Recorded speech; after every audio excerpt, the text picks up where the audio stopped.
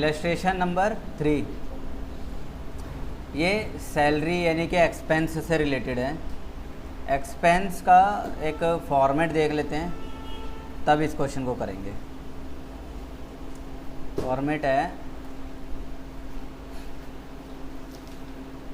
Expenses due during the year, हमें ये find करना है। ठीक है, expenses due during the year. तो इसका बहुत सीधा सिंपल सा फॉर्मेट है। सबसे पहले लिखेंगे expenses paid during the year. ये पे किया, इसमें कुछ बातें ऐड कर देंगे और कुछ बातें माइनस कर देंगे। तो क्या ऐड करना है, तो outstanding expense at the end of the year और advance expense at the beginning of the year. ये दो फिगर इसमें ऐड करके जो अमाउंट आएगा इसमें माइनस करेंगे outstanding expense at the beginning of the year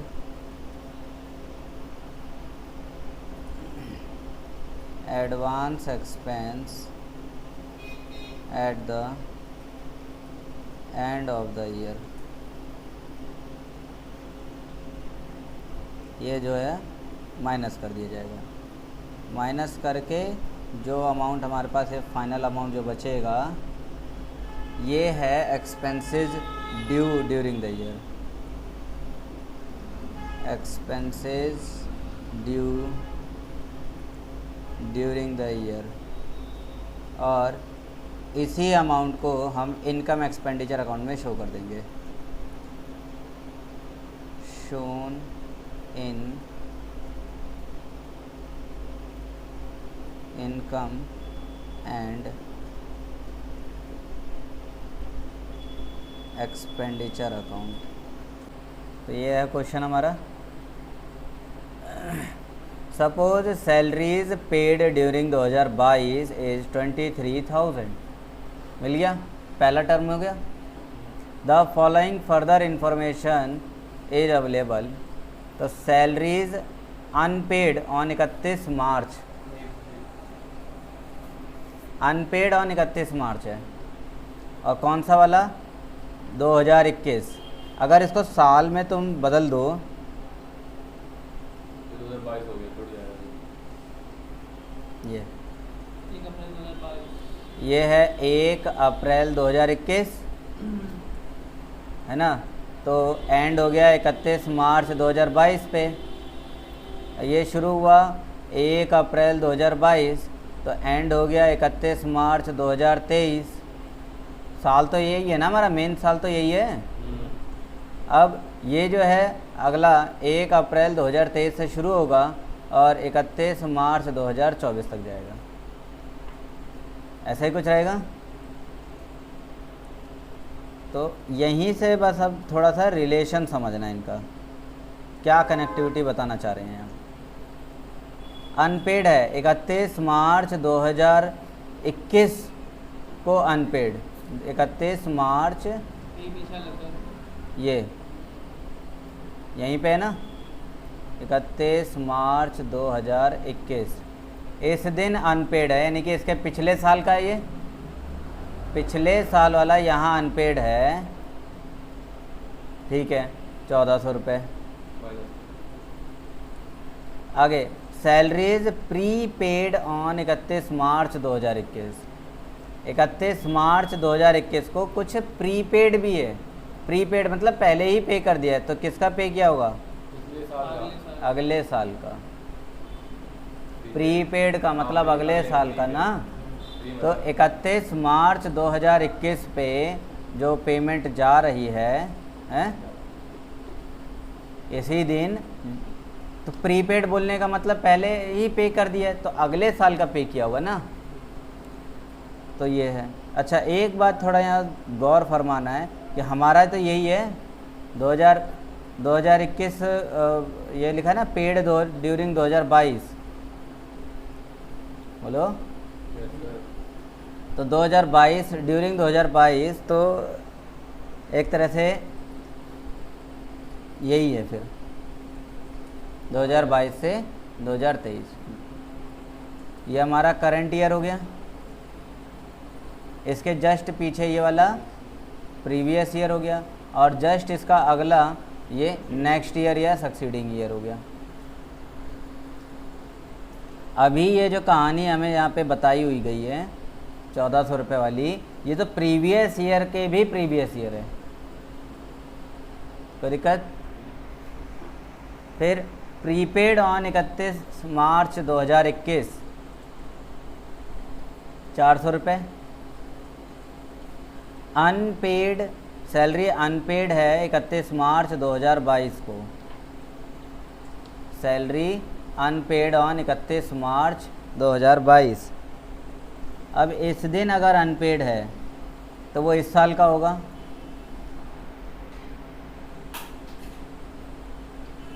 और सैलरीज प्रीपेड ऑन 31 मार्च 2022 600 रुपये, यानी इस बार का यहाँ प्रीपेड, कोई दिक्कत। Calculate the amount to be debited to income expenditure account in respect of salaries and also show necessary ledger accounts. तो अब इतना पूरा पढ़ने के बाद समझ में आ रहा है कि हमारा जो अजम्पशन था ना करंट ईयर प्रीवियस ईयर वाला, ये एकदम गलत निकला। गलत क्यों निकला? यहाँ तो सिर्फ बोला है ड्यूरिंग 2022, लेकिन यहाँ सारे कंटेंट हमें इतने ही दूर के दिए हुए हैं, समझ रहे हो। इस साल का पिछले साल पे किया था, अगले साल का इस साल पे कर दिया गया, मतलब इतनी ही दूर में सारा खेल ख़त्म हो गया। ये करंट ईयर हो गया, ये प्रीवियस ईयर हो गया, है ना, और ये हो गया हमारा सक्सीडिंग ईयर। यहाँ पर इस ईयर का कोई बात नहीं है, यहाँ हो गया। साल हमारा ये है, यहाँ से स्टार्ट हो रहा है और यहाँ आके ख़त्म हो रहा है। तो अगर कोई चीज़ यहाँ पर है तो वो बिगिनिंग है, और कोई यहाँ पर है तो वो एंडिंग है, कोई दिक्कत नहीं। और हमें ये बात पता है कि बिगिनिंग में भी 2 कंटेंट दिए हुए हैं और एंडिंग के भी 2 कंटेंट दिए हैं। एक है आउटस्टैंडिंग और अनपेड है ना, आउटस्टैंडिंग है, और एक प्रीपेड यानी एडवांस। तो ये वाला आउटस्टैंडिंग एट बिगिनिंग हो गया, माइनस हो जाएगा, और ये वाला ये एडवांस एट बिगिनिंग हो गया।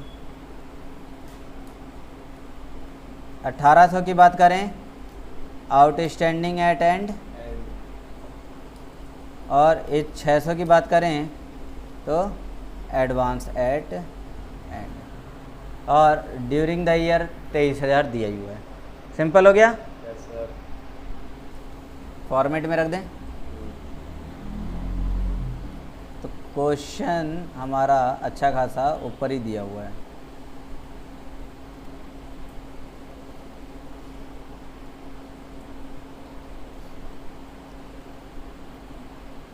यहाँ पर आएंगे, ये इसी फॉर्मेट में करके दिखा देता हूँ।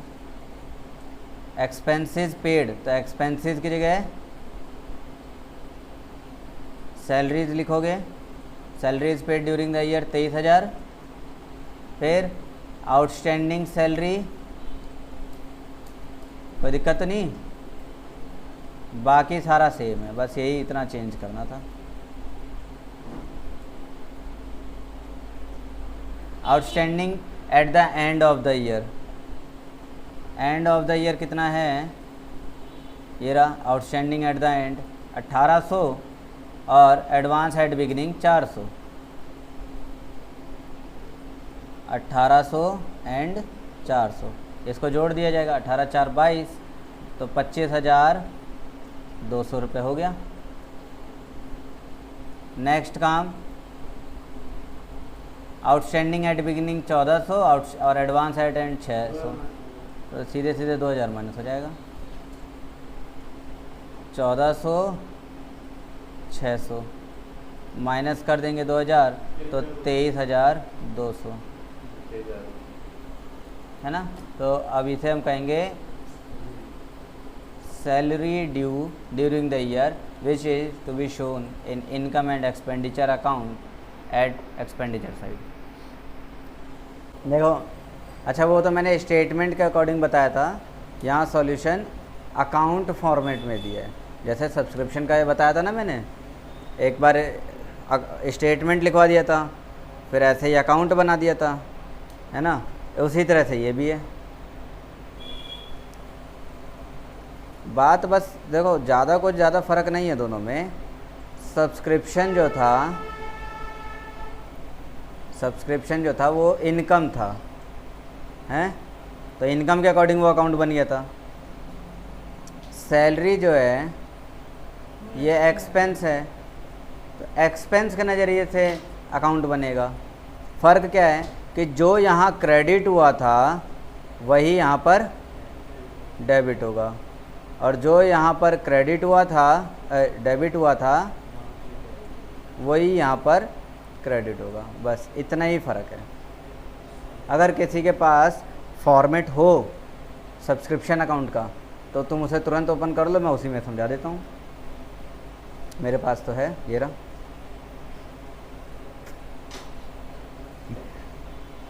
देखो यहाँ पर डेबिट साइड में दिख रहा होगा बैलेंस बीडी आउटस्टैंडिंग का, है ना, और बैलेंस बीडी एडवांस का क्रेडिट साइड में है।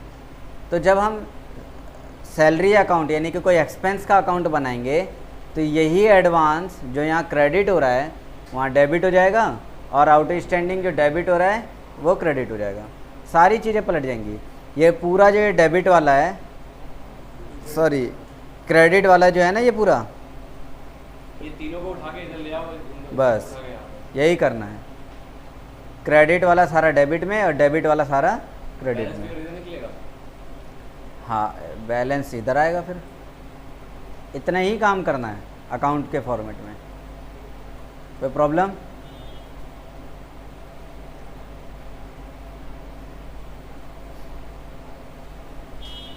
बाकी रहा बैलेंस शीट, तो बैलेंस शीट के लिए एक छोटी सी थ्योरी समझ लो। देखिए जी, अब बैलेंस शीट के बारे में, रिसीट्स एंड पेमेंट अकाउंट का फॉर्मेट हो चुका, इनकम एक्सपेंडिचर अकाउंट का फॉर्मेट हो चुका, सब्सक्रिप्शन अकाउंट और एक्सपेंस अकाउंट का फॉर्मेट हो चुका। अभी बैलेंस शीट देखनी है। तो जब तुम बैलेंस शीट बनाओगे तो यहाँ पर क्या है कि 2 बार बैलेंस शीट बनानी है। एक बनाओगे opening balance sheet, opening balance sheet और क्लोजिंग बैलेंस शीट। नाम से तुम्हें पहचानना पड़ेगा, अगर नहीं पहचान पा रहे हो तो देख लो।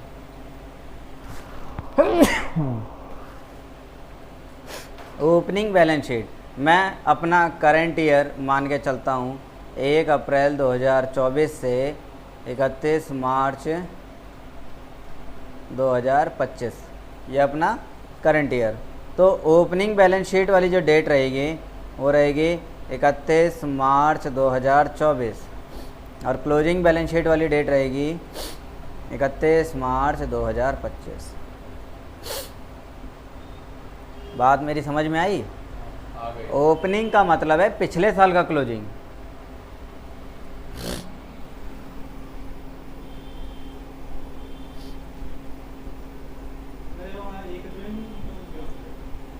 है। बैलेंस शीट 31 मार्च को बनती है, 1 अप्रैल को नहीं। 1 अप्रैल का मतलब तो साल शुरू हो गया। फॉर्मेट हो ही जाता है। तो एक कुछ और बातें जो दे रखी हैं वो देख लेते हैं। नहीं है, यहाँ देखो, कट मारना है ना। अब opening balance sheet closing balance sheet तो पहचान में आ गया। ओपनिंग बैलेंस शीट क्यों बनाई जाए? वैसे मुद्दा तो ये है कि अगर मेरा करंट ईयर ये है तो मैं इस डेट की बैलेंस शीट बनाऊंगा ना भाई। अगर मैं करंट ईयर में जी रहा हूँ तो मैं साल के एंड का ही तो बैलेंस शीट बनाऊंगा। साल के शुरू का बैलेंस शीट का मुझे क्या काम है? पर वो साल की क्लोजिंग है ना, तो वो पिछले साल का क्लोजिंग है, मुझे इस साल का बैलेंस शीट बनाना है। पिछले साल के बैलेंस शीट से मुझे क्या लेना देना है? पिछले साल के प्रॉफिट लॉस से लेना देना है, ट्रेडिंग से लेना देना है। वो तो पिछले साल का था, तो इस साल से मैच करके करेंगे ना। कंपैरेटिव थोड़ी कर रहे हैं। क्यों कर रहे हैं? नहीं, मेन बात ओपनिंग बैलेंस शीट को बनाया जाता है to find out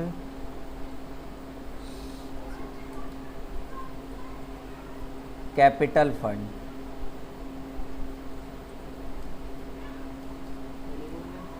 capital fund जो बैलेंस शीट में कैपिटल लिखा होता है ना, ये वो कैपिटल हमें फाइंड करना पड़ेगा, ठीक है।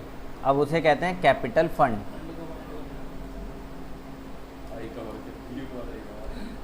और यही कैपिटल फंड शुरू में तो मिल गया और लास्ट में जब हम आएंगे तो वैल्यू तो यही रहेगी। क्या?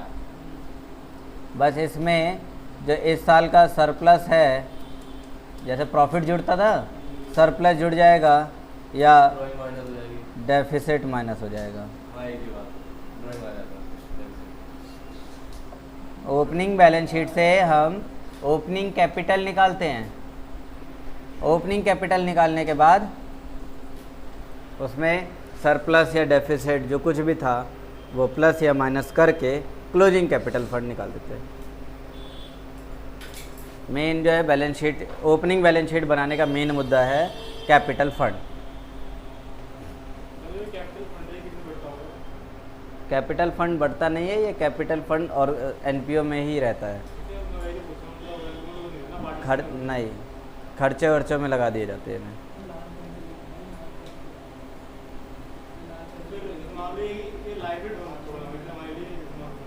क्या लाइबिलिटी? कैपिटल तो लाइबिलिटी ही होती है। पार्टनर नहीं है लेकिन एनपीओ तो चल रहा है, देना ही है। अरे वो एनपीओ के ही नाम पे जिसने भी दिया है, वो मालिक जो चला रहा है ना, ये उसका नहीं हुआ।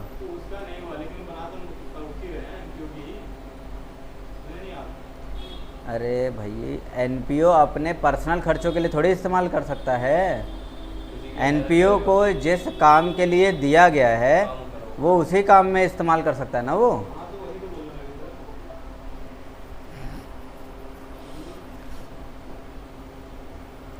हो गया। जैसे मान लो ये कैपिटल है हमारी, कोई फंड को चलाने के लिए करें ना, बताइए एनपीओ को चलाने के लिए कैपिटल लायबिलिटी होती है। तो दिया किसने? मेंबर लोगों ने ही तो दिया ये पैसा। नहीं लेंगे वापस, लेकिन दिया तो मेंबर का ही, मेंबर नहीं है तो पैसा तो वो मेंबर का ही हुआ ना, वापस नहीं लेंगे। एक बार दे दिया तो वापस नहीं लेंगे, लेकिन पैसा तो मेंबर का है। एनपीओ ने कमाया थोड़ी वो। हाँ, तो डोनेशन वगैरह या जो कुछ भी आता है ये सारा लाइबिलिटी होता है। देखिए अगला जो एडजस्टमेंट है वो एंट्रेंस और एडमिशन फ़ीस के लिए है। तो ये ऑब्वियसली आ रहा एनपीओ को मिलता है। एनपीओ में कोई नया मेंबर, हाँ तुम एनपीओ हो तो तुम्हें मिल रहा है। ये जाएगा रिसिप्ट साइड, रिसिप्ट साइड्स के डेबिट में और इनकम एक्सपेंडिचर के डेबिट में। तो एडमिशन या एंट्रेंस फीस जो कुछ भी आ रहा है, ये देखो इसे कंसीडर किया जाता है capital receipts and credited to capital fund. इसे कैपिटल फंड में जोड़ दिया जाता है।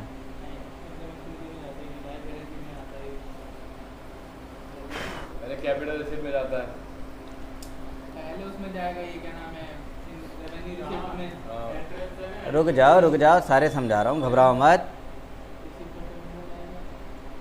वाह तुम तो बता रहे हो सर किस लिए ये एक तरह का एडजस्टमेंट ही है। ऑब्वियसली हर एडजस्टमेंट की 2 ट्रीटमेंट होनी है, जी तो यहाँ भी होंगी। जी पहली treatment entrance and admission fees जो आ रही है या आ रही है, इसे पहले तो हम दिखाएंगे इनकम एंड एक्सपेंडिचर अकाउंट में। इनकम एक्सपेंडिचर अकाउंट में इनकम साइड में दिखा देंगे, मतलब debit side credit side credit side. क्या पड़ता है अगर ये एडजस्ट, सुनो मेरी बात सुनो, इसके 2 फॉर्म हैं। 2 फॉर्म का मतलब केस 2 हैं इसके। यस सर केस के अकॉर्डिंग समझा देता हूँ। पहला केस कि रिसीट्स पेमेंट अकाउंट में दिया है, रिसीट्स एंड पेमेंट अकाउंट में गिवन है, और दूसरा कि रिसीट्स एंड पेमेंट अकाउंट में गिवन नहीं है। अगर रिसीट्स पेमेंट अकाउंट में ये गिवन है तो इसे सीधे सीधे बैलेंस शीट में जाओ और बैलेंस शीट में कैपिटल में प्लस करके लिख दो, ठीक है। एक मिनट और अगर रिसीट्स पेमेंट अकाउंट में नहीं दिया है, इसका मतलब एडजस्टमेंट में दिया है। और अगर एडजस्टमेंट में दिया है और तुम्हें रिसीट्स पेमेंट अकाउंट बनाना है, रिसीट्स पेमेंट अकाउंट और income expenditure account balance sheet balance sheet अगर बनानी है, हाँ, तो अगर वैसा है सब इसी में पेमेंट दिया है तब इसे रिसीट साइड में लिख दो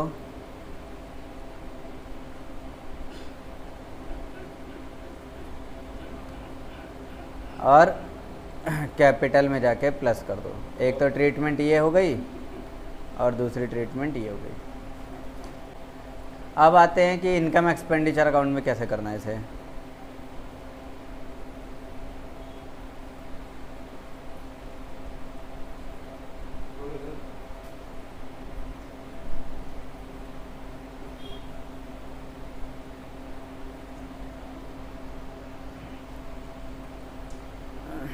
इनकम एक्सपेंडिचर अकाउंट में कैसे ट्रीट करेंगे। इनकम एक्सपेंडिचर अकाउंट में इसके ट्रीटमेंट को डिपेंड करता है कि क्वेश्चन में इंफॉर्मेशन क्या है, ठीक है। क्वेश्चन में अगर लिखा होगा, यहाँ ध्यान दो, अगर क्वेश्चन में लिखा होगा कि ये इनकम है, एंट्रेंस फीस को या एडमिशन फ़ीस को एज इनकम ट्रीट करना है, ऐसा अगर क्वेश्चन में दिया होगा तब इसे चुपचाप इनकम साइड में दिखाओगे। फिर कैपिटल में इसको नहीं ट्रीट करोगे, क्योंकि तब ये कैपिटल रिसीट नहीं, तब ये इनकम है। लेकिन रिसीट में तो जाएगा ना, रिसीट में तो दिया होगा, हाँ रिसीट में तो जाएगा ही, क्योंकि आ रहा है, ठीक है आ रहा है तो रिसीट में तो जाएगा ही जाएगा। लेकिन अगर क्वेश्चन में बोला है कि एंट्रेंस फीस या admission fees is to be charge as income, treated as income हैं, अगर क्वेश्चन में बोला है कि इसे इनकम की तरह ट्रीट करना है, तब ये इनकम एक्सपेंडिचर अकाउंट में चला जाएगा। समझ गया लेकिन अगर क्वेश्चन में बोला है कि इसे कैपिटल रिसीट की तरह ट्रीट करना है ना, इसे बोला है कि ये कैपिटल रिसीट की तरह ट्रीट करना है, तब ये कहाँ जाएगा, तब ये जाएगा बैलेंस शीट में जाके कैपिटल में प्लस कर देंगे, जो कि मैंने तुम्हें यहाँ पर ये बता दिया। अब सवाल ये है कि अगर क्वेश्चन में कुछ भी ना बोला हो, कि ये मतलब कुछ भी ना बोलने का मतलब इनकम है या कैपिटल रिसीट है, ऐसा कुछ बोला ही नहीं है, तब क्या मानेंगे,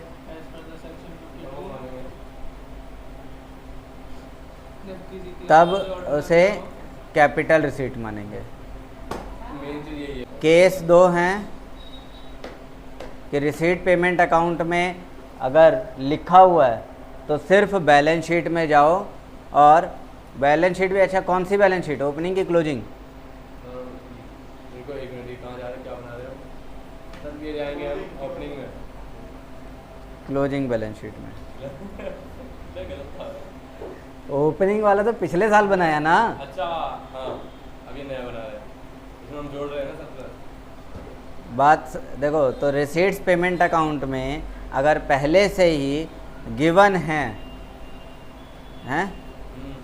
तो अब दूसरी ट्रीटमेंट करनी होगी बस, क्योंकि पहली ट्रीटमेंट हो गई। दूसरी ट्रीटमेंट के रूप में बैलेंस शीट में जाओ, क्लोजिंग बैलेंस शीट में, और कैपिटल में जाके इसे दिखा दो, प्लस कर दो। और अगर रिसीट्स पेमेंट अकाउंट में नहीं दिया, यानी रिसीट्स पेमेंट अकाउंट ही नहीं दिया, तो बनाओ उसे और उसमें रिसीट साइड में दिखा दो एंट्रेंस फीस या एडमिशन फीस, पहला काम। दूसरा काम, कैपिटल में जाके जोड़ दो। अब कैपिटल में भी एक शर्त पे क्या है, ध्यान देना है, एक बात पे ध्यान देना है। बात ये है कि अगर क्वेश्चन में बोला है कि एंट्रेंस फीस या admission fees is to be treated as income receipt, हैं, उसे किस तरह से ट्रीट करने हैं। अगर इनकम की तरह से ट्रीट कर रहे हैं तब तो ये इनकम एक्सपेंडिचर अकाउंट में जाएगा, तब ये बैलेंस शीट में नहीं जाएगा। लेकिन अगर बोला हुआ है कि it's to be treated as capital receipts, तब वो इनकम एक्सपेंडिचर अकाउंट में ना जाकर सीधे बैलेंस शीट में जाएगा और कैपिटल बैलेंस शीट में जाके कैपिटल में जुड़ जाएगा। बात यह है कि अगर कभी ना तो इनकम दिया हो, मतलब इसके लिए भी नहीं बोला हुआ, इसके लिए भी नहीं बोला, मतलब कि कहने का मतलब है कि साइलेंट है। क्या है, साइलेंट। अगर साइलेंट है तब कौन सा केस मानेंगे, तब हम कैपिटल रिसीट वाला केस मान के कर देंगे क्वेश्चन। आ गया ना एंट्रेंस फीस का समझ में, लिख लो। सब्सक्रिप्शन का तुम्हें तरीका समझा दिया, सारी ट्रीटमेंट नहीं समझाई मैंने। अगला समझा रहा हूँ, पहले इसको देखो। यहाँ देखो, सब्सक्रिप्शन के ट्रीटमेंट समझनी है तुम्हें। कैलकुलेशन तो समझा दी थी, ट्रीटमेंट भी समझेंगे। सब्सक्रिप्शन की ट्रीटमेंट तो पहले तो जाएंगे इनकम एक्सपेंडिचर अकाउंट में, इनकम एंड एक्सपेंडिचर अकाउंट, और इनकम साइड में लिख देंगे इसे, है ना। जो हमने निकाला subscription due during the year, उसे इनकम साइड में लिख दिया जाएगा।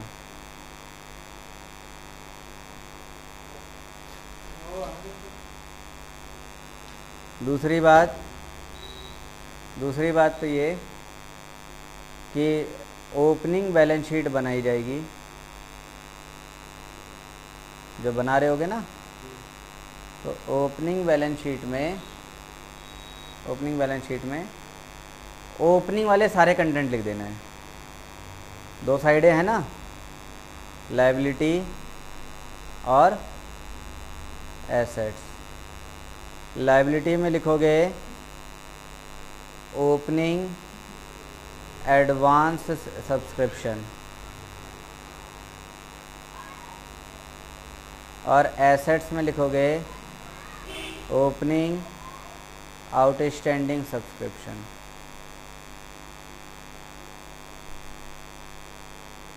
अब वही हम क्लोजिंग वाली बैलेंस शीट में भी आएंगे फिर। Closing balance sheet, closing balance sheet बनाएंगे तो इसमें भी दो साइडें हैं, लायबिलिटी और एसेट्स। तो लायबिलिटी में जाएंगे और क्लोजिंग वाला एडवांस सब्सक्रिप्शन लिख देंगे, और एसेट्स में जाएंगे तो क्लोजिंग वाला आउटस्टैंडिंग सब्सक्रिप्शन लिख देंगे। दोनों अलग-अलग बैलेंस शीट के लिए केस है ना, फिर एक ही क्वेश्चन में दोनों बैलेंस शीट बनाना है। एक ही केस में, एक ही क्वेश्चन में सब बनाना है भाई। सारी चीज़ें आई थी ना, opening advance, opening outstanding, closing advance, closing outstanding, और रिसीट भी दिया था, उससे हमने ड्यू ड्यूरिंग द ईयर निकाल दिया। तो जो ड्यू ड्यूरिंग द ईयर निकाला वो यहाँ आ जाएगा, income due during the year. तो दिक्कत ये हो गया सब्सक्रिप्शन का ट्रीटमेंट। इसके बाद अगला है डोनेशन पे बात करते हैं। तो डोनेशन कौन बताएगा क्या होता है? चंदा हमें मिलता है। डोनेशन मिल गया मतलब कि अलग से एक अमाउंट मिल रहा है। अब किसी ने वो डोनेशन दिया है तो दो पर्पस से होता है। एक होता है जनरल पर्पस, कहीं भी इस्तेमाल कर देना, मैं तुम्हें पैसे दे रहा हूँ कहीं भी इस्तेमाल कर लेना, डोनेशन। और एक स्पेसिफिक, मैं तुम्हें पैसे दे रहा हूँ, स्कूल बनवा दे रहे हैं। हाँ स्कूल ही बनना चाहिए, स्कूल में लाइब्रेरी बन जानी चाहिए, है ना। स्कूल में लाइब्रेरी बनवाने के लिए डोनेशन दे रहे हैं, स्कूल में केमिस्ट्री लैब बनवाने के लिए डोनेशन दे रहे हैं। पर्पस समझ में आ रहा है? तो दो हो गए डोनेशन। डोनेशन के लिए मैंने बताया दो तरह के डोनेशन होंगे, जनरल डोनेशन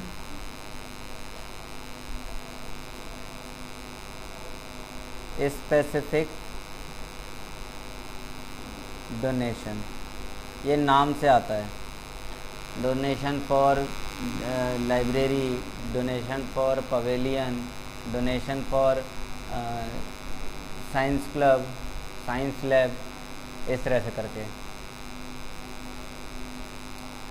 जो जनरल डोनेशन होता है तो ये तो पैसा मिल गया, रिसीट साइड में लिखा होता है, मिला है तो रिसीट्स में लिखा होगा। इसकी जो बाकी ट्रीटमेंट है वो ये है कि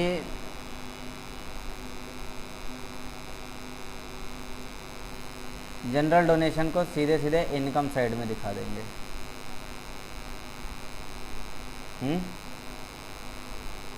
इनकम साइड में दिखा देंगे, इनकम एंड एक्सपेंडिचर अकाउंट में। कोई दिक्कत नहीं। लेकिन जो स्पेसिफिक डोनेशन होता है, स्पेसिफिक डोनेशन की जो ट्रीटमेंट है वो कैसे होगी?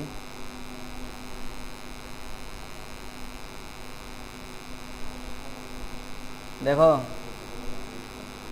स्पेसिफिक डोनेशन की ट्रीटमेंट जो होती है वो होती है लायबिलिटी में, क्लोजिंग लायबिलिटी यानी क्लोजिंग बैलेंस शीट वाली लायबिलिटी में। और किस तरह से होगी वो भी देख लेते हैं। लायबिलिटी में और जाके लिखेंगे तो लिखेंगे कैसे? डोनेशन फॉर समथिंग, जिस भी थिंग के लिए है उसका डोनेशन ऐसे लिख दिया जाएगा।